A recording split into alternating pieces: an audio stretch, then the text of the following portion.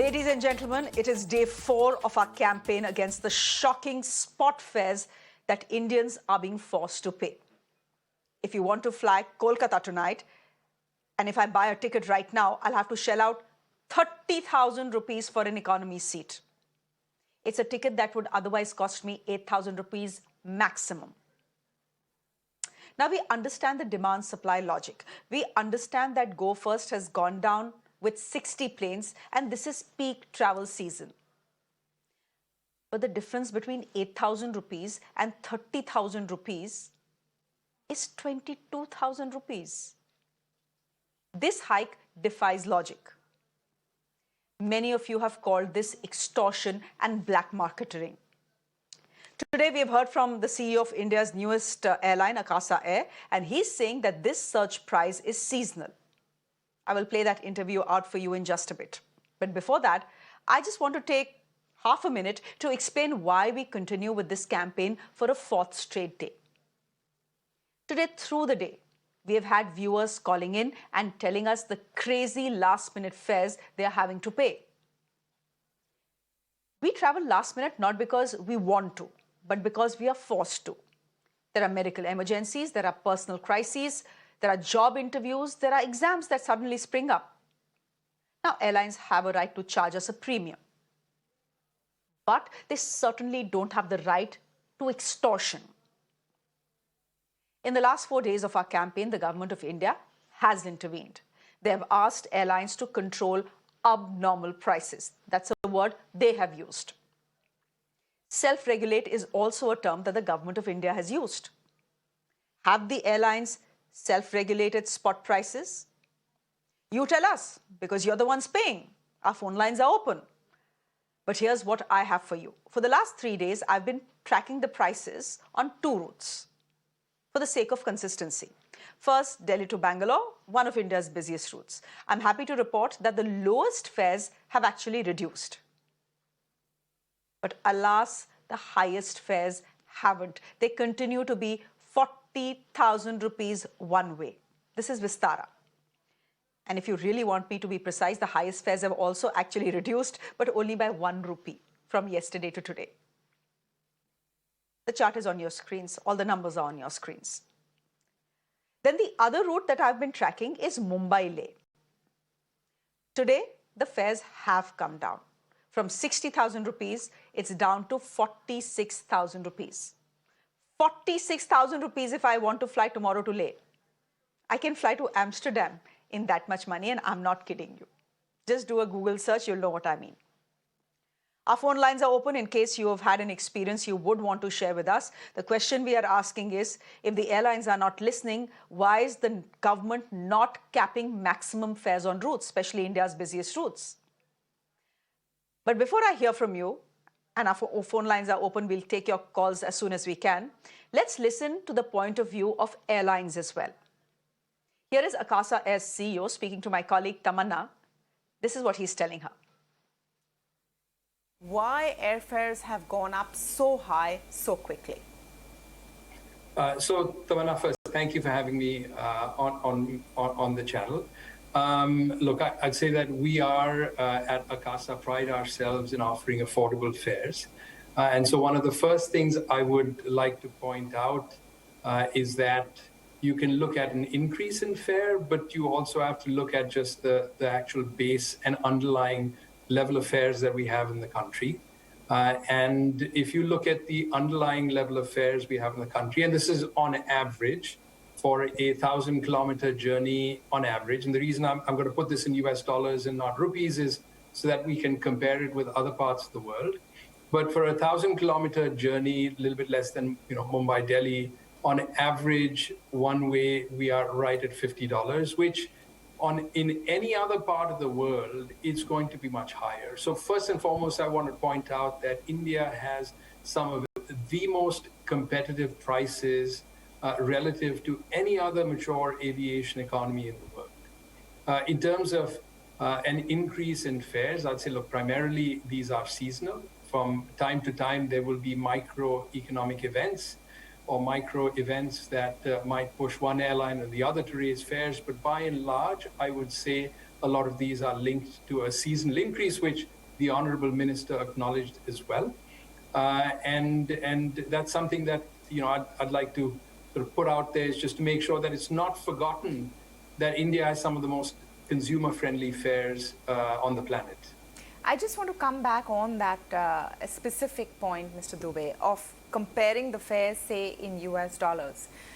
Indians don't earn in USD. For the average middle-class Indian, when a fare goes up from, say, about 5,000 rupees to 10,000 rupees, or goes from 7,000 rupees to 12, 15,000 rupees, it pinches hard.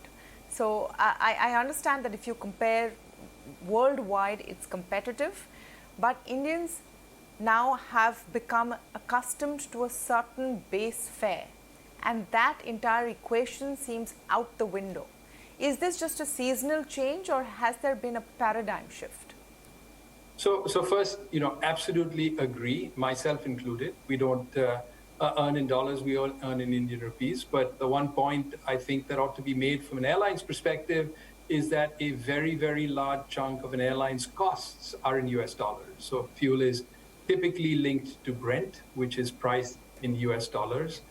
Leasing and maintenance are in US dollars. So 70%, let's say approximately, of an airline's cost is in US dollars. And so when 70% of an airline's cost, and by the way, this is a worldwide phenomena for airlines, is priced in US dollars, and you know that pricing is an element of an airline's cost structure, and price is an element of the way most companies, no matter which sphere of business they're in, will help price that particular company's products.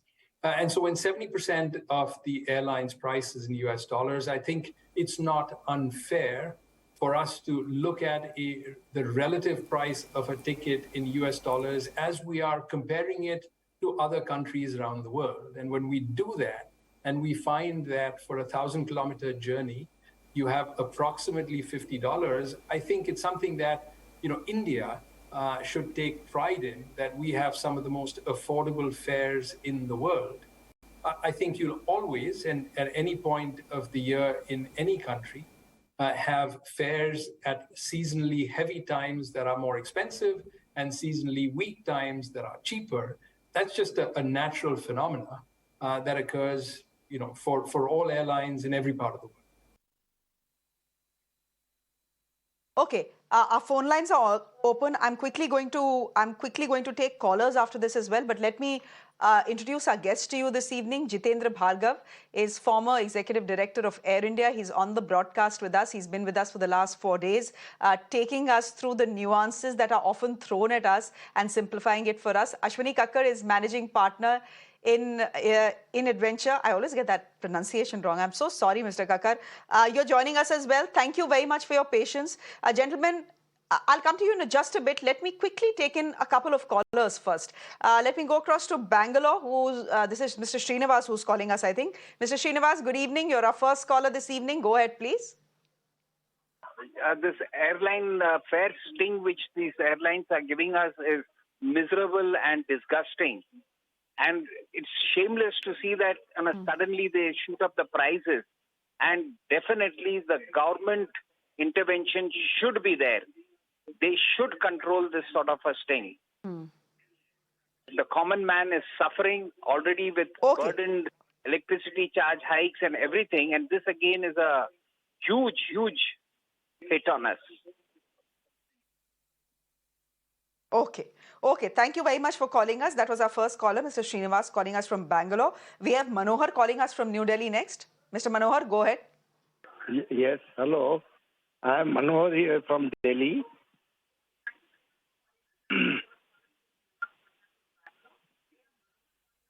Boliye. Yeah, good. Manohar ji, boliye, I can hear you. Now, I got two suggestions to make. One is that the railway should gear up, which I gave you yesterday. And today I am saying, that you allow other airlines to come in. Let other airlines come in. Okay. She's not listening. Okay, you're saying let other airlines come in. Essentially, you're saying increase capacity. If the current number of airlines are not enough, if there are other people who want to come in, let them come in. I don't think the government of India. Thank you, Mr. Manohar, for calling us. Jitender Bhargav, one of the suggestions that is coming in is why don't you let other airlines come in as well? Now we have just heard from India's newest airline, which is Akasa Air, and I'll go to you with that question. But Manohar ji has a point. अगर seats कम पड़ रही हैं, हाँ, अगर इतने सारे passengers and seats कम पड़ रही हैं, let other airlines come in. I wonder if anyone in this environment would want to risk, opening up a brand new airline. I don't think we have any applicant or application pending with the Ministry of Civil Aviation for starting a new airline. Jet Airways 20 was to start, but they've not been able to put their act together, so they haven't been able to start.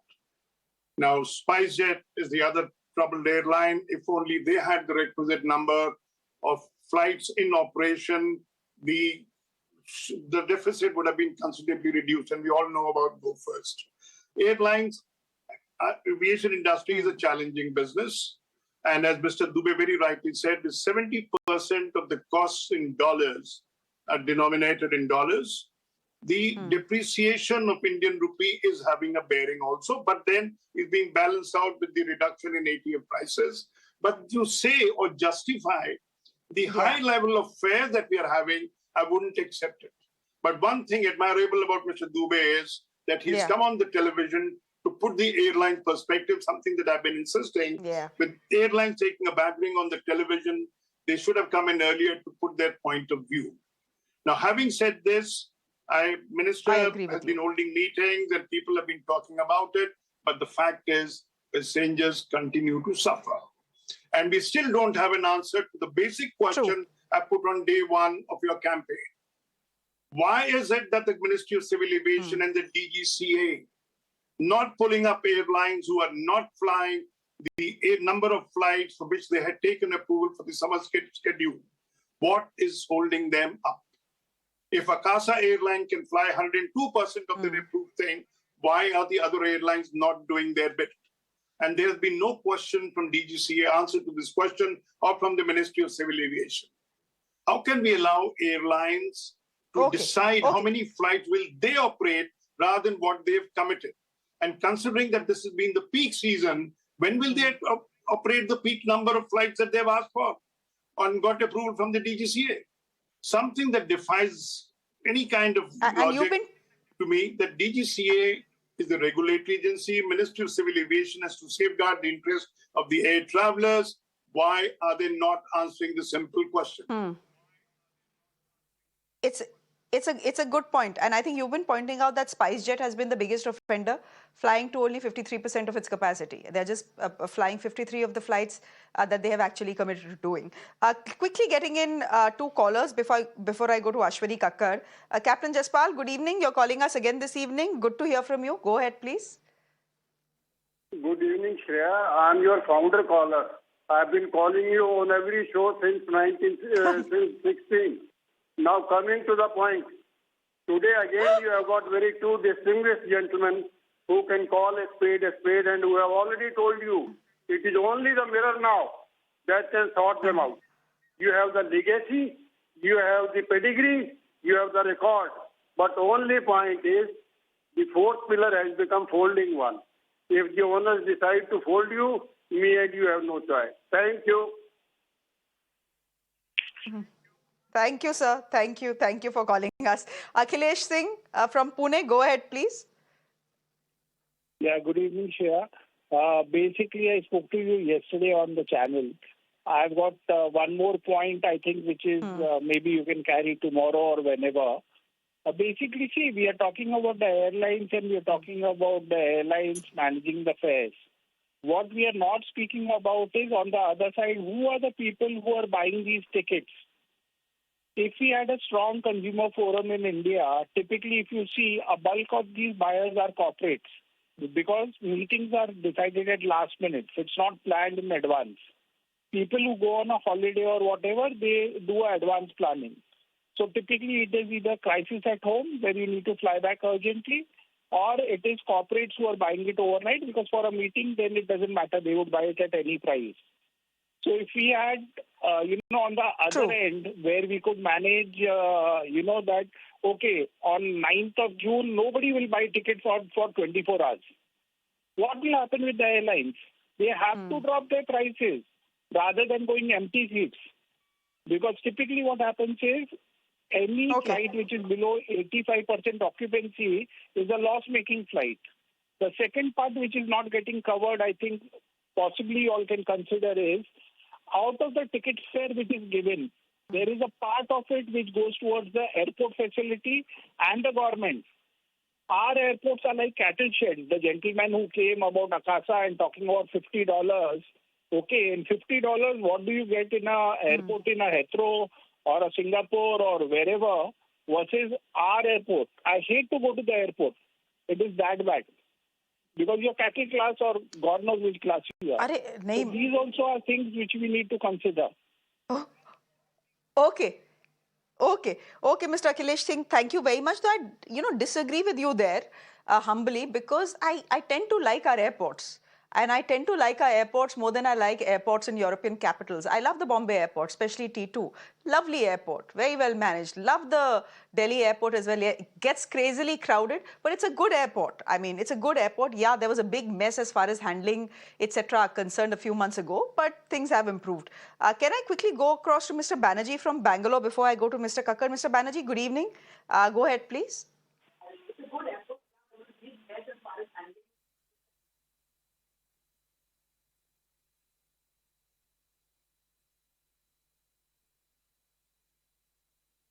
Good evening. I just had Mr. Banerjee, here's a tip. Why don't you... By Akasha. Okay, why don't you just switch off the audio of your television set? We'll be able to hear you better, sir. I'll do that. Now, we've got to talk about purchase parity. You cannot have $50 and Indian... I won't buy a cup of coffee for $5 in India. We've got to earn the purchase power parity is very important. That example given by Mr. Dubey is not really rational. Secondly, why this sudden surge if it is not all through the year?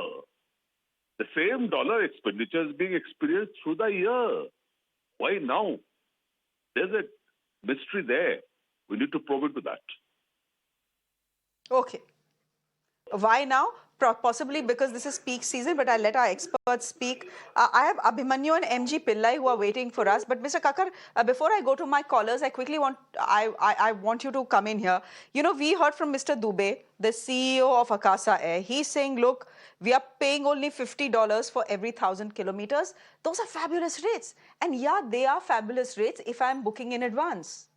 But that's not what I'm talking about right now. And that's not what we've been talking about for the last 4 days. That's not what the government of India is talking about. What we are talking about is spot bookings. Tonight, if I finish my show and I feel like flying to Calcutta to eat a rasgulla, I have to pay 30,000 rupees for it. How are these the most competitive airfares in the world? Please explain that to our viewers. They aren't. The fact is that spot pricing is an issue. The fact is that despite the government of India's intervention, slight intervention, the fact is that the airlines continue to do exactly what they want to do. So Shreya, first of all, I want to counter what has been said by the CEO of Akasa by saying that, look, and one of your viewers has also pointed that out, that the purchasing power parity, the difference in prices between the dollars and the Indian earners is almost 5 times. Purchasing power parity is 5 times. So, I mean, the airlines also benefit from that because their manpower costs are 1/5 of the manpower costs that are prevalent in some of the developed economies that he's talking about. Secondly, the airlines are suing Pratt & Whitney and in discussions with Pratt & Whitney and will gain from, the fault of the aircraft engines. So that money will also come to the airlines. And on the other hand, they are charging a lot of our customers just because of misfortune. I mean, just because there's been a train accident and problems in the Northeast, and Calcutta needs to be the hub for accessing those locations. I think it is ridiculous. Just because, one of their fellow airlines has gone bust, and some of the others are not doing as well because of a variety of reasons. I mean, the ones who are in play are charging, ludicrous prices. That's not fair. And I warn them That's that, true. the quarterly profits will tell the truth. And whatever money you have made will come out in your quarterly results. And it will be there for everybody to see. So do not lie to the people. The people know everything, and they will find out the truth. And at the same time, next year, I dare say, when there is a surfeit of planes, we will remember all this, and we will go to those airlines that have been kind, that have been, working for the True. customer, and the customers will go back to those airlines and need not necessarily come to every single airline. So there's a lot of things which are going on. Customers remember. The truth will be out when the quarterly results Customers are announced. remember. The fact is, for any airline, what's your biggest asset? Your biggest asset is your passenger. Absolutely. You can't leave the passenger feeling cheated. Mumbai to Leh, because this is the route I've been tracking for 3 days. It was 60,000 rupees till yesterday. Now, if I want to fly tomorrow, it's 46,000 rupees. So yes, it's dropped, but it's still 46,000 rupees.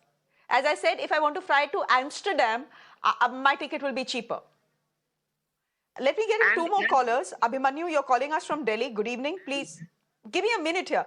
Abhimanyu, good evening. Please go ahead. You're calling us from Delhi.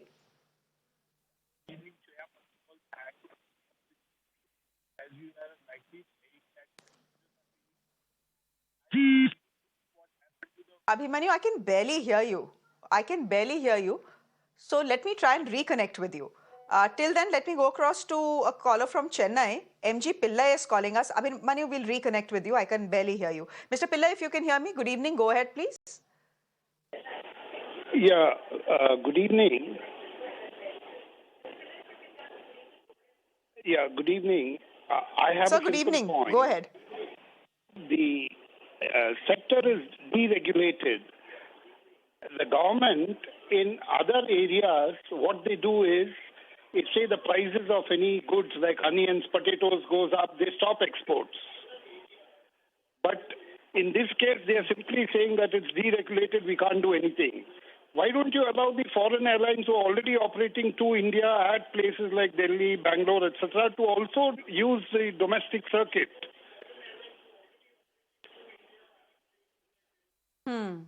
It's a good point. Let me put that to Mr. Bhargav. It's a good point. But before I put that point to Mr. Bhargav, Satish Bhatt, you're calling us from Delhi. Good evening. Please go ahead. Good evening, ma'am. This is basically, I wanted to share my personal experience. I'm basically a tour operator, and I can understand the basics of what is being done by the airlines and the tour operators, consolidators, I mean to say. I think nobody has taken up this point. What has happened to technology users are now selling tickets on the net, and they have their own web portals and websites. What happens, an airline sells this inventory in advance 3 months to a tour operator for a X price, say per seat for 7,000 rupees, 4,000 rupees, 5,000 rupees. That means on that particular day, airline has already sold 50 seats in advance to a tour operator. Okay. Then tour operator holds back these seats and then tries to gradually increase its pricing. Say minus day 15, the price will be 8,000 rupees. Then next day you find it will be 10,000. And on the day of departure, it will be 17,000 or 20,000 or 25,000, whatever.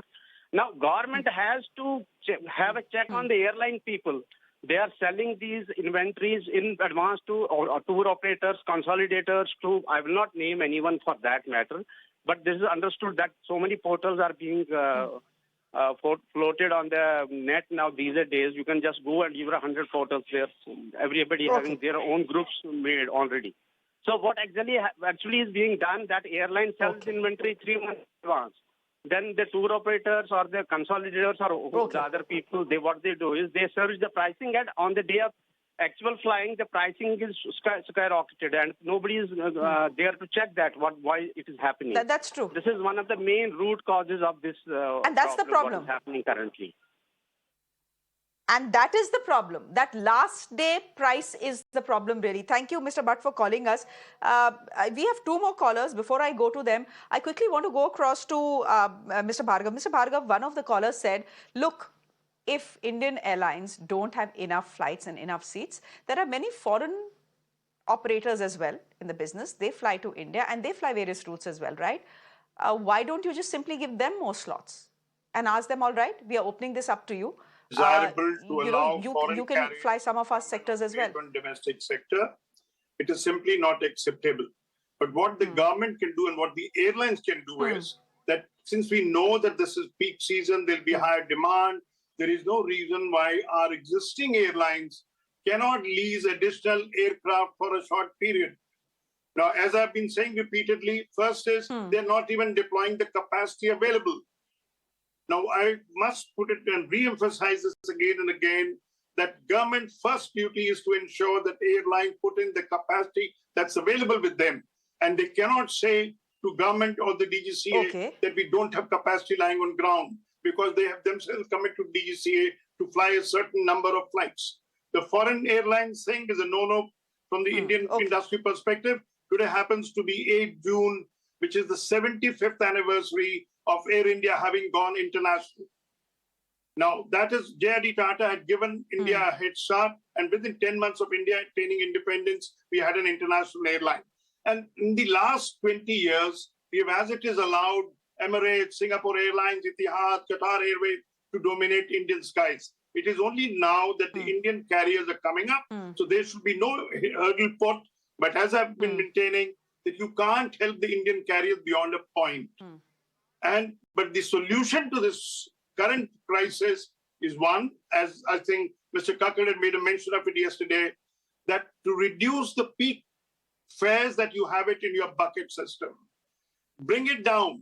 Because the moment you say a fare is 40, 45,000, much more than what is there to fly to Paris or Amsterdam, as you said, it creates a negative image.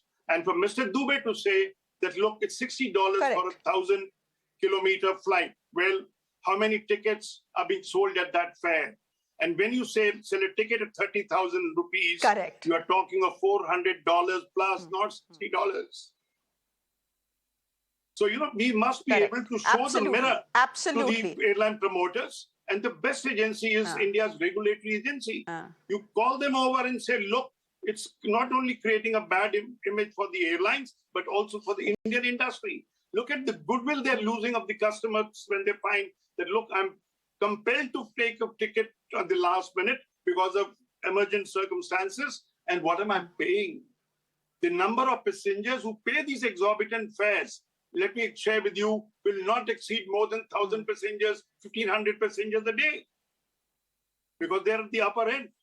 Most of the people are paid less, but it's causing enormous harm to the airline's image and India's own image standing. And that is why the suggestion comes in that if Indian carriers cannot meet the demand, let foreign carriers come in. There can't be a bigger retrograde step or a suggestion given on this thing, but they are being compelled to look at all the options. Unfortunate. So you're saying it's a no-no, but what is the regulator doing? That DGCA is the regulator. What is the regulator doing? I mean, it takes people on social media to start complaining for the Aviation Ministry to wake up. Uske baad, then they say we can't do anything beyond telling the airlines to, just please self-regulate. Arey bhai, who in this country self-regulates? No, get me a specific reply from the DGCA that XYZ 3 airlines had committed to fly a certain number thing and they're not flying. What are they doing? Let them say, look, they have given some convincing reasons for us. Let the public know. As Ashwini very often says. Actually, that was a question asked to the Aviation Minister. The reality is, Mr. Bhargava, that was a Janta sab janti hai. But the fact is that that specific question was asked to the Aviation Minister and there was no conclusive reply. Mr. Kakkar is smiling, raising his hand. He wants to say something. Please go ahead, sir. Then I have 2 more callers lined up. Go ahead, please. Shreya, I'll tell you a truth which is worse than a joke. And the truth is that today it is cheaper to take a return flight to Delhi on some occasions, not every flight, every passenger, but on some occasions it's cheaper to take a flight Mumbai, Dubai, Delhi, Delhi, Dubai, Mumbai, and it works out cheaper than Mumbai, Delhi, Mumbai. I mean, is this crazy? What are we doing? All right. You know, and the question which one of your callers asked very intelligently is why now? You know, when the country is going through some difficult times, why are you doing this now? And equally, I mean, if you bring the top fares down, your seat load factors will go up. And yes, they are 80% now, but it is not it is not 100%. You still have that gap, and if instead of charging, you know, fares of 52,000 and things like that, if you charge the normal fares of, you know, 12,000, 14,000, those last 20% seats would also sell, and therefore you would still make more money. You know, so I don't know. There's a Laffer curve effect in this. There's all kinds of Mr. things. Kakkar, But the airlines must think this I say through charge us a premium. Sorry? I say charge us a premium. If I'm buying a ticket last minute, charge me a premium. No problem. Don't extort. 8,000 के ticket को 30,000 में मत बेचिए, because that is pure daylight loot. Give me a minute, gentlemen. I have callers from across India. You know, we have callers from Surat and Andhra Pradesh. We have callers from Mumbai and Bangalore waiting. Just give me a couple of minutes as I go to them. Siddharth, you're calling us from Surat. Good evening. Please go ahead. Good evening, Shreya. Thanks for giving me the opportunity. Ma'am, it's appalling that in today's time, when we talk about Hawai Chappal wala bhi Hawai safar kar sakta hai, and with the fares that we have, it's high time that the regulators do have a cap, a ceiling on the prices. To travel at the last moment is becoming impossible for a common citizen. That's my only submission. That's true. Thank you, Siddharth, for calling us. Your sentiment is echoed across the country. We have Ravindra Babu calling us from Andhra Pradesh. Mr. Babu, please go ahead. Good evening. Okay, Abhimanyu from Delhi. Good evening. I think we've managed to reconnect with you. Good evening. Go ahead, please. Good evening, Shreya. Firstly, I'm thankful that you have taken up this issue. I don't see this issue being taken up by other channels. So as you said, this is open loot, and one thing I want to say, our Honorable Prime Minister said that he introduced the scheme UDAN, Ude Desh Ka Aam Nagrik. Through your program, I want to convey the message to our Honorable Prime Minister that Aam Nagrik is unable to fly with these exorbitant fares, and is privatization the right decision, because we can see the surge pricing post-privatization. So passengers are feeling cheated and fares are really exorbitant. It is beyond the reach of middle class. What do you want to say about that?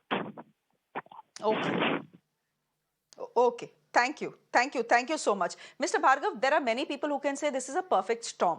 This is peak travel season. You know, your third largest airline is down with 60 planes. More people are flying than ever before. There are other maintenance issues and related issues with other airlines. So this is a bad time, right? This is a bad time because there is a huge gap between demand and supply. I understand all of that. My simple question to you is, and this has been a question that we've had from day one, and you are someone who has batted against it. I ask you, what is the problem if the government of India steps in? And okay, you can argue this is a deregulated sector, but what is the problem if the government of India steps in and says, bhai, on this route, this is the maximum fare you can charge and no more? That there has to be a cap, there has to be a limit. Can't be changing policy every day. If the policy announced, airlines know under this policy we are going to be functioning. So you can't really say, look, government will start dictating fares. There's a certain thing that the government can certainly do. Nobody is talking about the high sale tax that the various state governments charge, up to 25%.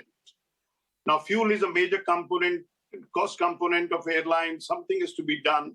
There are many things that go out.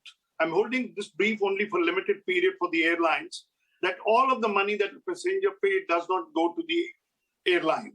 But the reality is, this fares that we're talking about, 25,000 plus kind of a thing, let the government decide 3 times the basic fare that you have, and the band can be included from the first seat to the last seat. But you can't say, look, I'll sell the first seat at about 3,000, 4,000 rupees, and the last seat I'll sell at 40,000 plus.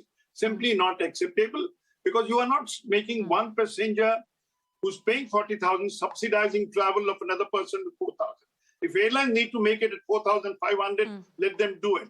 But the fact is, the high, extraordinarily high fares are not good for the passengers, not good for the airlines image, not good for the country's image. And somebody has to bell the cat and say, look, we have allowed the status to run for 15, 20 days now. We must call it into it, and don't wait that you get on to fares up to a certain level when passengers stop flying. That's no solution to the problem. Let the industry be in growth mode. Let more and more people fly, but at reasonable fare, which are not controlled by the government, but controlled through the capacity deployment. Shreya, another point that I want to... 2 more callers. Shreya, go ahead, want Mr. to make Kakkar. I'll take callers after that. Go ahead. If a rail fare between 2 destinations is, let's say, about 1,000 rupees, I mean, I say, okay, you want to charge 10 times that, you charge 10,000. But what is unreasonable is that sometimes you are charging 40,000 where the rail fare on that sector is 1,000. You know, please, let us be reasonable. And this is a very large country where, you know, it is imperative to fly. Everybody cannot just wait for 3 days, 4 days to go from one destination to the other. For example, Mumbai to Calcutta, if you want to, or Kolkata or Northeast, if you want to take a train, it takes a long time. But more than that, you know, I do not agree that, you know, last minute fares should be high, because last minute, a lot of people go because of emergencies. You know, people who are sick, people have deaths in the family. I know somebody who had a death in the family, first of all, couldn't reach at the time of cremation, but worse, that they had spent 35,000 rupees for the ticket and still couldn't make it for the cremation of their mother. You know, this is the kind of situation we are talking about. So airlines cannot essentially tell us that all this surge pricing and predatory pricing is because of an algorithm. Don't give us that. If it is because of an algorithm, change your algorithm, make it a little more human, let there be human intervention. And my understanding is, gentlemen, you know the aviation sector better than I do, but my understanding is that there is a human element involved in pricing. It is not just up to an algorithm. Let me go across to Anil Sood, who's joining us on the broadcast. Mr. Sood, you're calling us from Delhi. Go ahead. Good evening. Good evening, Shreya. What all is being said, I totally disagree with that. It is all nonsense. It is all crap. It is nothing but black marketing. The people, those who are connected with the aviation industry, they want to defend aviation, and they want to defend the regulators have been hijacked towards airlines. And it is all crap. I am fighting these cases almost for donkey's years now. I know these regulators like back of my hand. They are sitting with their hands tied behind their back. They are all in favor of airline. Nobody will move a little finger even to contain the soaring fares. Thank you. Okay, so you're saying that the DGCA is not standing for the citizen of India. They instead are cozying up to airlines. I'll put that question to our guest, but before that, let me take in Mr. Anil Verma on the show as well. He's calling us again from New Delhi. Mr. Verma, go ahead, please. Good evening.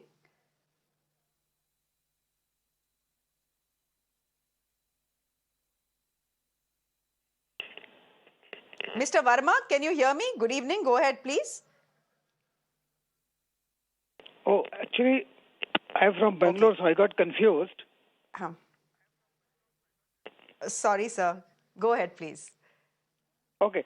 I just want to say a few points, madam. It is very clear that government is not going to do anything. But what about other regulatory bodies, like Competition Commission of India, like Monopolistic Trade Restrictive Commission? Are they simply sitting quietly? What about consumer courts? And to cap it all, Honorable Supreme Court takes cognizance of fall and rise in the share prices of certain companies. Are they not seeing the passengers' plight?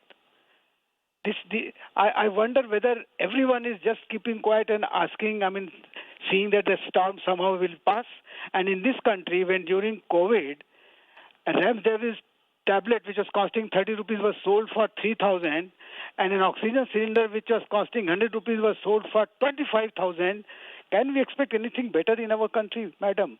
I am so glad that you are continuing the momentum. Again, I will say, I hope.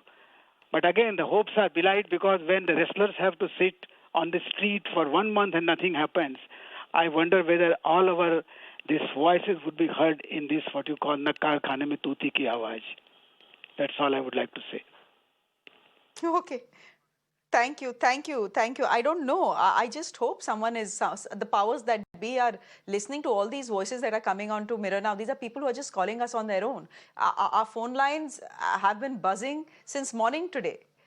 There are viewers who have called us from across India. Clearly, this is an issue that touches every middle-class Indian.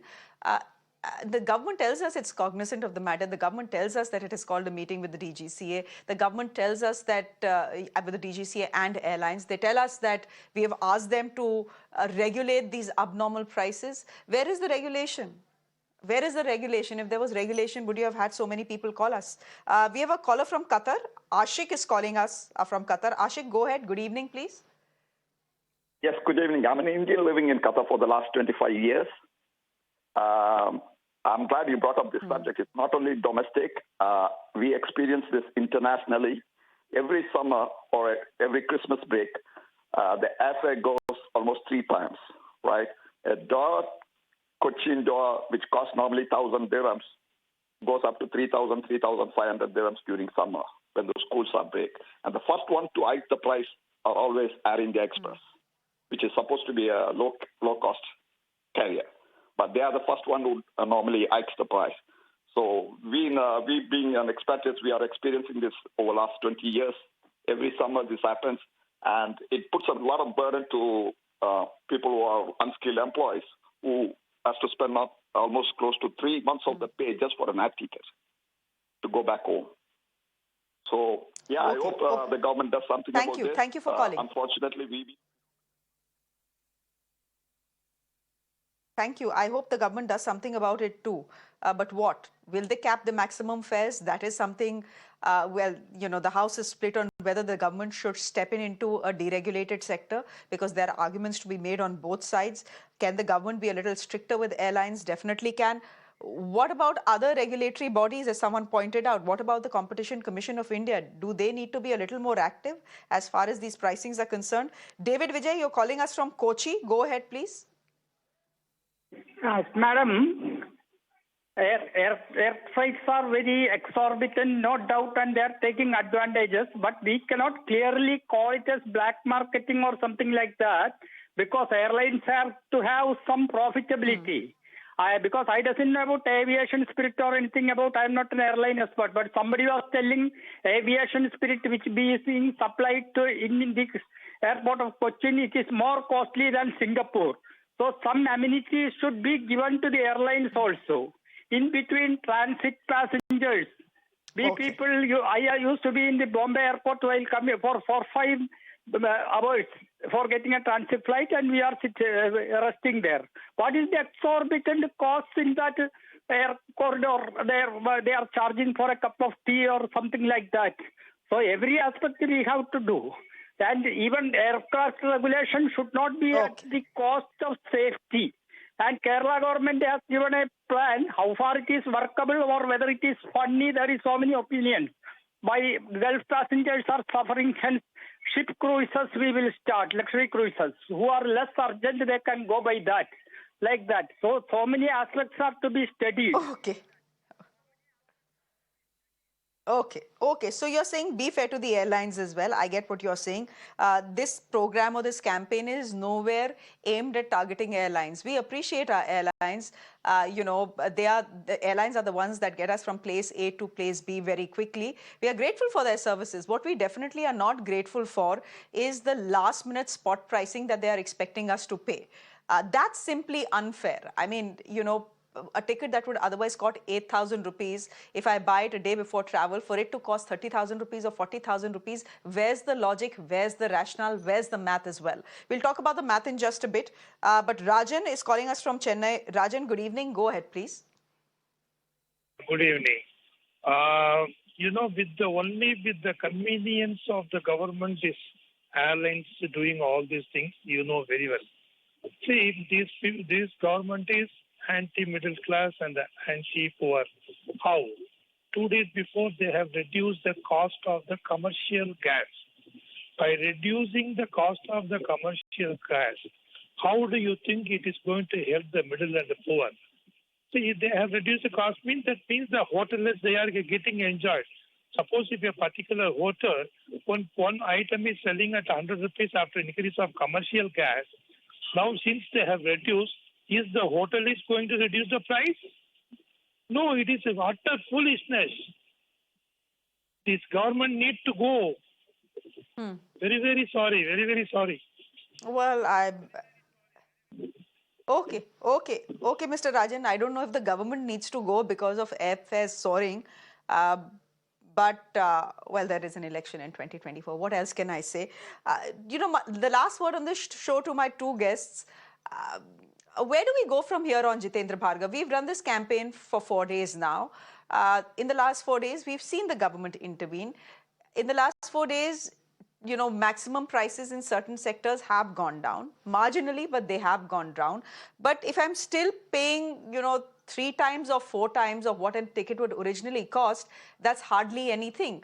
Most of the callers, you've heard them. You've been with us for the last 1 hour and you've been with us for the last 4 days. You've heard most of these callers. Everyone seems to be very pessimistic about the government stepping in. They say, bol lo jo bolna hai, nothing is going to happen. Is that how you see it as well? That this is seasonal, it'll pass, then we'll come to Diwali, again we'll see spot search, spot tickets soar. Again, halla hoga, chup hoga. Again, we will go on to the next summer. That this is how it's going to be now. Just sort of accept it. What prices have gone down thanks to the campaign. The other is that the media campaign has spurred the minister and the Ministry of Civil Aviation into action. They've had a meeting with the airlines, advising them to check their fares, self-monitor the fares, etc. So some success has been achieved. But there are aircraft on order, both by Air India and Indigo. Hopefully, and SpiceJet will also ensure that more of their aircraft are in the flying state, whether their financial condition permits or not, but the fact that they do it. If Government of India is to fast-track approval, of course, Go First looks like a hopeless case, though they are being optimistic about it. They today again extended cancellation of flight till 12th June. When will they go? And you see, I would strongly recommend to the government as well. The board of Go First suspended operations when 26 of their aircraft were in flying condition. Now the revival plan says the same thing, that we got 26 operational aircraft and we're going to come back. Question is, why did the board of Go First take a call on suspending total operations and make the passengers suffer? Now, should it be left to the board of Go First to decide, okay, we were wanting relief from moratorium on payment to the aircraft lessors and other oil companies, etc., causing public inconvenience, and then come back a month later with a revival plan to DGCA that because we have those 26 aircraft in operational condition, we want to get back here. There is some accountability needed. And I don't think our regulator is functioning the way they ought to be functioning and holding people responsible. You can't allow airlines to say, we will work the way we want to. There is something that people have faith, and that is why what the viewers are calling you and holding the government responsible. So it's not the government, it's the failure of the regulatory agency. But then, of course, it reports to the Ministry of Civil Aviation, so they need to work it out. Take their task more seriously. Their job is to ensure that airline offers fare which is affordable, and if there is peak season, go up by a certain multiplier effect of 2 or 3, but you can't get on 40, 45, 50,000 rupee fare. It's absolutely ridiculous. And I agree. If we It's predatory. That's what it is. It's predatory.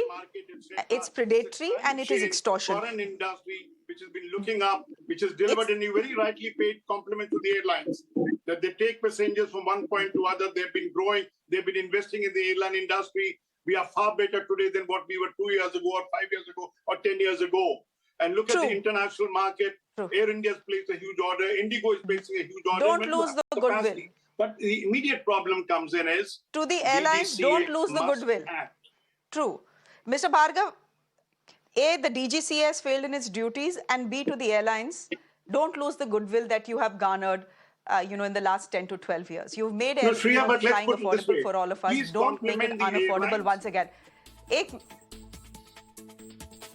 I have, but I can't compliment them for the surge prices we are seeing today. Mr. Bhargava, we leave it there for the moment. Thank you very much.